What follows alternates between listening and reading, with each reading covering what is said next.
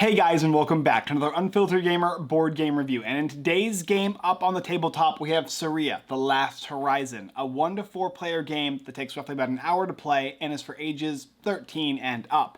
And this game is the third game in the series, the first one being Victim, the Cursed Forest / the Asylum, and the latest one that just came out that we just got, Barbaric. Now here we have Suriya, a 1 to 4 player competitive miniatures war game. You're going to take on one of the 4 different factions available to you, as well as the board, all the different characters and cards to create a kind of deck in which you'll be playing cards from your hand to place out your characters, place out your bases, and eventually gain control of either all of your opponent's bases, defeating them basically, or placing out all of yours, depending on the type of mode that you're playing in the game.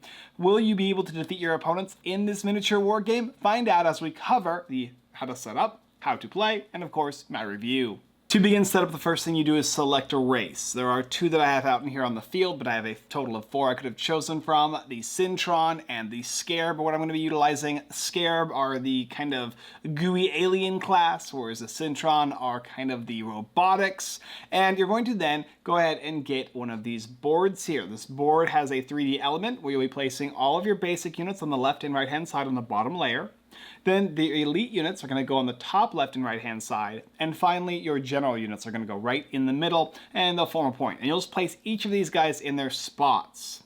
After you've done that, you'll take your player blocker, you'll so you can't see what your opponents are doing, and you'll place that there.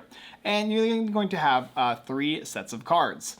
The general cards you'll set up as reminder text. These are kind of like player aids. You're going to have a basic set of 7 cards that will be your starting hand, and then your deck, which you will shuffle, and then once you shuffle, you'll put it behind your blockade, and then you're going to draw 3 of them and place them alongside to kind of form a row where you can purchase these cards throughout the game. The last thing that you need to do for setup for your class is you're going to go ahead and take a control marker and place it adjacent to your board. That's the one you're going to start with. And then there are 3 additional ones that you'll place next to your bases. Bases are little standee markers that you'll place at the very top of your player board, and you'll place a control marker along with its standee at the very top.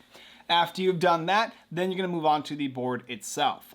There's going to be a variety of different location tiles in the game, which you will draft. Players will take 1, and then 2, and then 1, and kind of like this snake draft. To learn how to set up the rules for the placement of this, go ahead and look up in the rulebook. It depends on the number of players, as to how many headquarters will be had, etc., etc.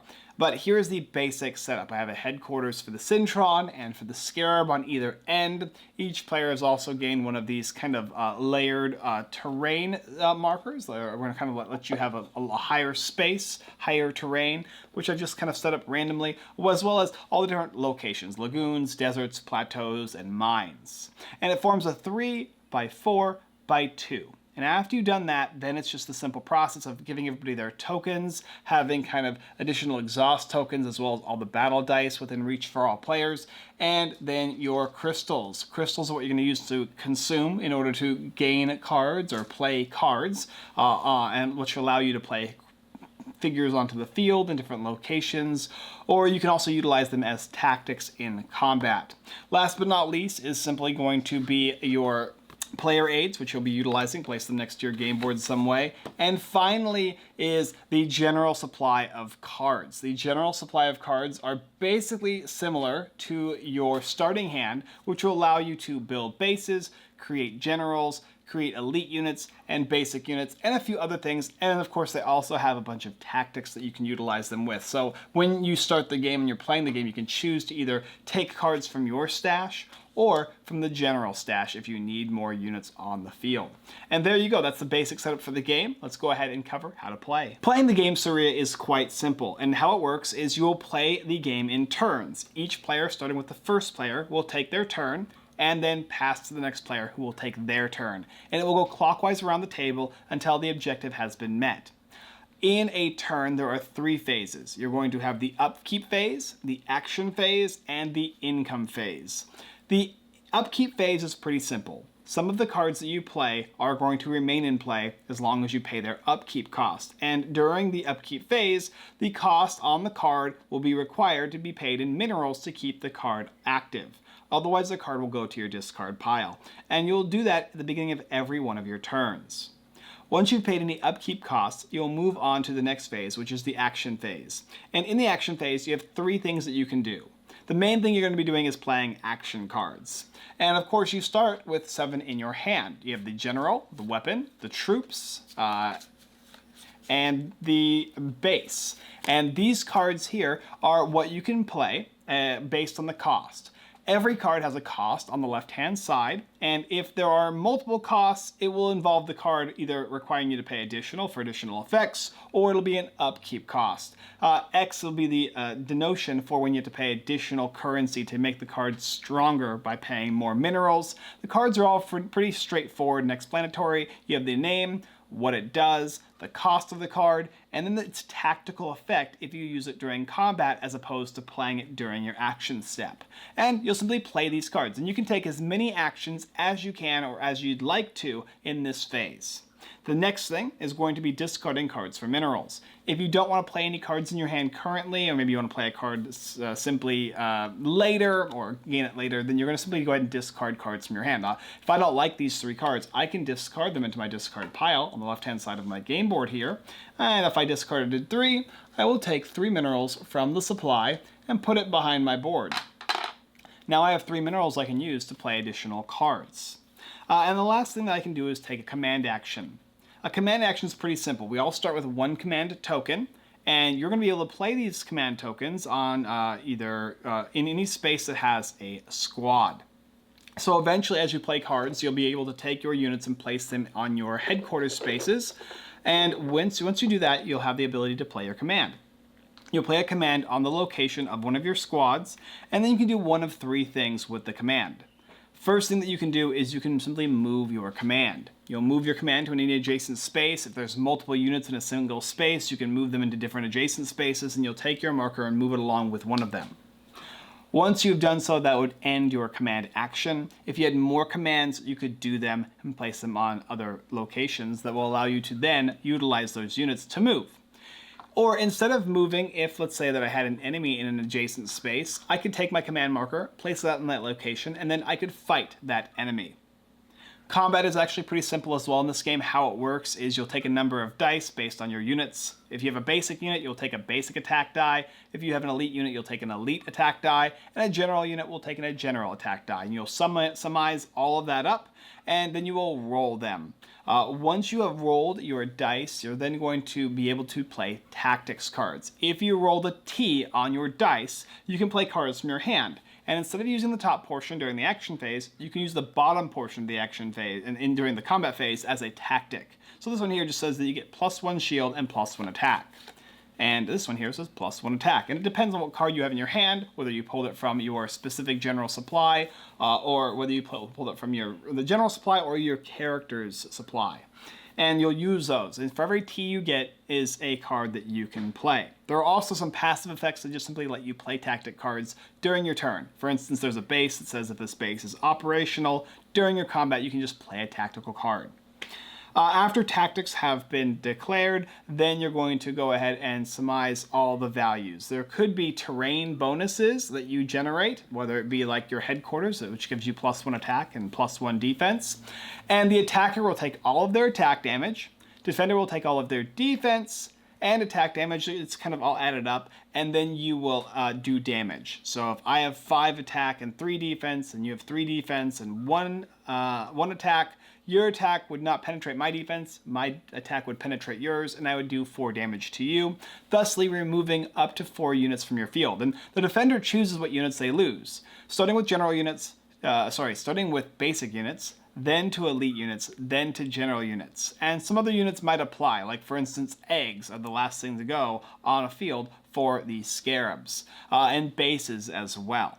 And so, yeah, you're just rolling dice, adding up all the variables, whether it be tactics or locations, and then using your attack to their defense and their attack to your defense, and then resolving it. Each unit has 1 HP, and you want to get rid of the smaller units first before removing the better units.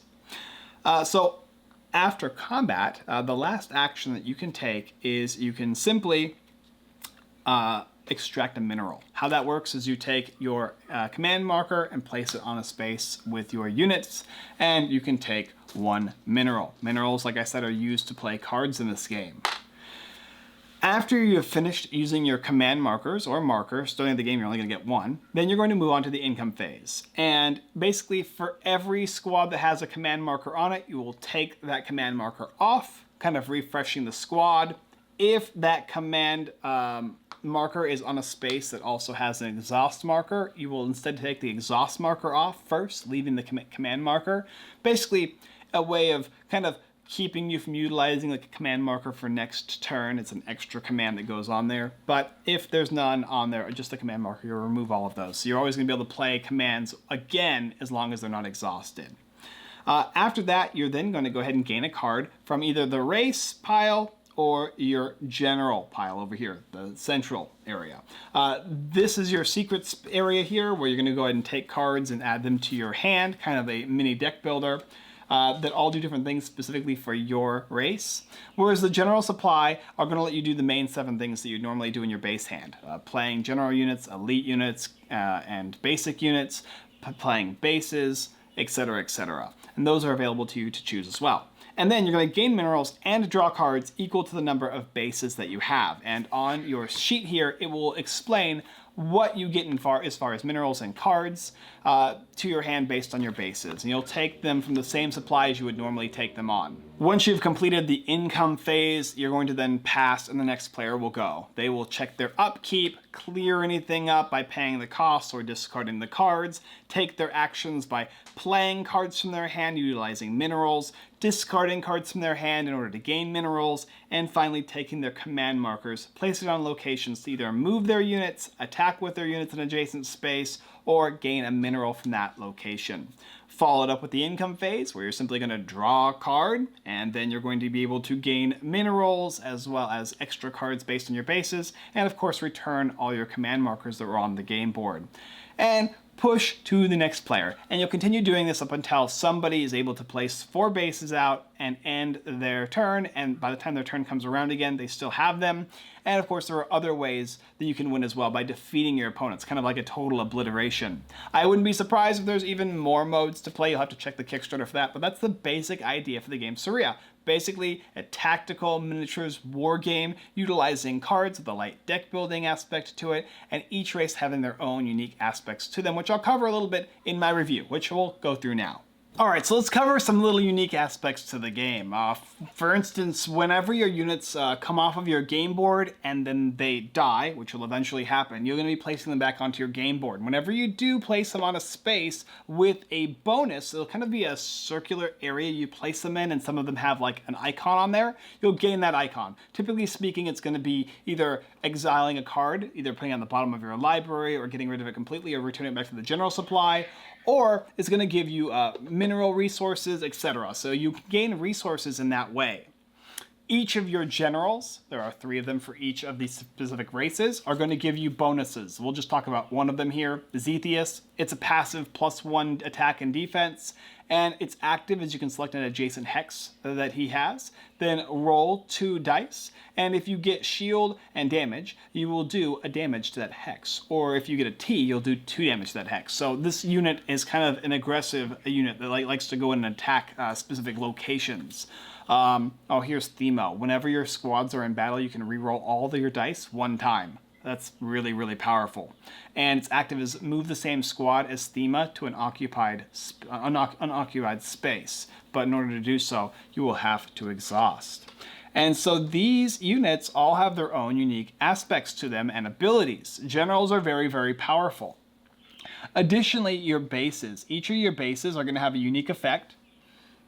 Like, for instance, you have this barrier generator. If you have less units in battle, you'll get +2 defense at the location of this base. Each base provides you with a command marker, which allows you to move more units, attack with more units, and gain minerals in locations your units are at. And so having multiple bases is not only a way to win the game, but it is also a way in which you're going to be able to utilize more units during the command phase. Cards, for instance, are going to be actions that will either A, let you place units out, typically your general ones, Or B, utilize them for special effects. And your entire deck is a unique deck of cards specific to your race, like defensive mode. It's just +1 defense. But as a tactic, you get +2, and you look all excessive defense becomes attack instead. So you can convert your defense into attack in combat. And why would you want +1 defense? Well, this is a card that's continuous. Every turn, pay a resource, you can keep out the defensive mode, protecting your characters. And they go on from there. Self-destructing aspects to the game. There's warp gates and hex gates. There's wormholes, bug holes. There's eggs that can be generated from these scarabs. Basically, when you place out eggs with your cards, those will unhatch from round to round. You'll go from the egg to the hatched egg to removing it to placing down one of your units. And so there's ways to kind of generate large amounts of quantities of units for certain characters. Like this is kind of the aggressive, quick bugs like to chop out as many units as possible. And each race feels unique, not only with their specific race general passive abilities, their own unique deck of cards, but they also have general units that function independently and bases that function independently while playing on this small board right here that you see. A lot of the gameplay is right where you sit, where you're playing down cards and drawing cards and gaining minerals and placing continuous bonuses. And then there's the battle portion of the game that plays out right here in this 3x4x3, where you're just going to simply place out command markers, move your units to locations, and then attack with your units and try and form bases and control areas. This works really, really, really well as a game. I love that each compounding aspect to the game works not only thematically, but also mechanically built together. So you feel like you're playing kind of a micro deck builder mixed in with a war game. Your class and race feel different than everybody else's, and each location presents its own benefits and negatives. Some things like, for instance, I bet you're wondering what the heck this is, this like height difference between the rest of the locations. Well, this will give you a bonus when rolling dice. If players are attacking you from the ground area and you're up on a hill in a mine, you have more power than they do, so it's gonna reflect that equally in combat. There is a lot of little details to combat, but nothing too complex. And in fact, just going through your player aid, you'll notice that the game's fairly simple. Pay upkeep costs. Take one of those 3 actions as many times as you want, and then gain income, which is gaining minerals, cards, and refreshing your command markers. It's pretty straightforward. It's pretty straightforward how the game works. Your cards, while there are a large variety of them, and they have tactical advantages when rolling T's in combat, specifically you're going to be used to place out units and gain bonuses, protective bonuses, or the ability to destroy certain units on your opponent's team, or play out the passive or active effects that your specific race has. Ah, man. This one works out really well. It plays really well. It's fun. It's not super complex. The rules in general are to understand fully how this game works can be summed up in less than 5 to 6 pages of full detail. And I really enjoy that about this game, where it seems like this really huge, complex, intricate war game. And in some aspects it kind of is, as far as the variety of choices that you have. But in the sense of how you play the game, I can teach this game in 5 to 10 minutes. That's how simple the game is to understand. The amount of luck in the game is light. While yes, you are rolling dice and drawing cards, that's pretty much fundamentally all the luck that is involved in this game. And most of the dice are going to have sides that at least do something. And the location that you're at is going to provide you some benefit. So a lot of your choices mitigate any luck that you would lose via the die or the cards that draw into your pool. And even still, selecting any of those 3 cards you have options to, or the 6 basic ones to form either a tactical advantage during combat or the general advantage by playing more units or activating more abilities during your action phase presents a lot of choices in the game. Artwork. Did I even speak about artwork? No, I didn't. Hits it out of the park. It's a home run. The artwork for this game is excellent. Just like Barbaric and The Cursed Forest, it has wonderful artwork. It's a 10 out of 10. Every time. Every game I've seen of theirs, Hexa House has made 10 out of 10 games when it comes to artwork. Beautifully, fundamentally well designed. The characters all feel like they're fleshed out into the world, but they also feel unique and independent of their own race. Nothing feels connected. I was able to determine what units went to what faction without even looking at the rules. I just knew based on the different races, classes, and their races like figures and how they kind of function to fit together. And of course, maybe you're gonna be like, oh, you mixed one of them up. Whoops, well, sorry about that. But in general, yeah, it's pretty simple as to who goes with what, and also the cards and how they work. Fundamentally, each race has their own passive abilities, and it not only shines out through the artwork. Okay, you know, the scarab swarming units are the ones that have the eggs and the wormhole or the bug holes that crawl through the ground and are adjacent to spaces with holes. You can defeat locations with those things and remove them from the field or destroy eggs. And they all have their own cool benefits that work along in tandem with the artwork. Quality of miniatures. This is a prototype. What you see here is a prototype. All the dice are prototypes, obviously. A lot of the characters and pieces and all that are prototype. I believe even the plastic here is going to be a better quality plastic. It's excellent. It's really, really good. Every prototype I've ever gotten from Hexa House has been a 10 out of 10. It feels good. It looks good to show off on camera. They do an excellent job of presentation. Showing this game off on a table at a convention is going to draw eyes every time. It looks great. It has its own kind of feel to the game, and you can see how each player has their kind of own like operating warhouse or war base. And then of course the main stage, the field in the center of the table. While it's small and condensed, it presents a lot of interesting things going on with the game. I really, really like this game. They did a really good job with this game. There's a few minor rules things in the book that will be changed. So I'm not even gonna knock it off because I've played their other games and those have all been changed previously when I had complaints. And so this one I'm not even going to be concerned with. If you're looking for a miniature war game that's got a little bit of a deck building draw aspect, if you're looking for something that's got some tactical advantage and a dice chucker all in one, then this is going to be a solid choice for you. I'm going to guess the pricing is going to be rather on the higher side because their games are big with tons of beautiful models and design artwork and filled with love. These games are always constantly filled with love. You can just see how much effort is put into making these games look beautiful for table presence. So minus the price point, you're going to really, really dig this one here. As long as they clean out all the little bugs I'd seen in the rules, then I don't really see any issues with this. Obviously, there's a bit of luck when it comes to dice rolling, when it comes to cards that you're able to pick from. Maybe one faction is slightly better than another. I didn't notice that while playing the 4-player mode and the 2-player mode. It felt pretty close. Each and every game felt really close, especially the 4-player mode felt very close. So I don't think you guys will have an issue with that. Overall, a beautiful, stunning looking game with great design elements, wonderful characters. This is a hit out of the park. It's probably my favorite one of the bunch. Barbaric gets really close just with its unique design element of placing units on locations, on vehicles.